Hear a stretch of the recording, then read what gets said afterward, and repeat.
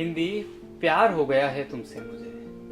बचपन से लेकर 5वीं कक्षा तक लगातार पढ़ा था मैंने तुम्हें। उस नादानी में भी कहीं एक अपनापन और शायद अधिकार सा लगता था, जब हिंदी में 20 तक पहाड़े मुंह जुबानी याद किए थे मैंने। अगर गलती से कोई पूछ लेता तो खुशी खुशी फटाफट से सुना दिया करता था।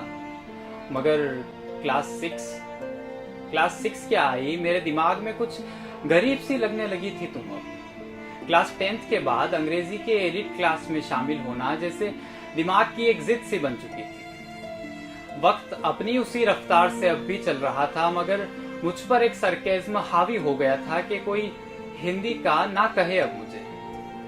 इस खुमारी के साथ कुछ 3 साल और गुजरे, मगर जब हम टीन एज को पूरी कर अब एडल्ट की तरफ बढ़ रहे थे, तभी अचानक क्रेनियल कैविटी की साइंस ने हमें अंदर से झकझोर दिया था।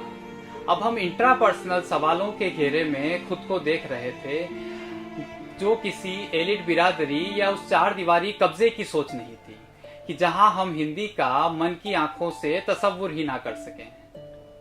अब वक्त आ गया और तमाम तरह की मानसिकताओं से उबर कर मेरी हिंदी आखिर प्यार हो गया है तुमसे मुझे।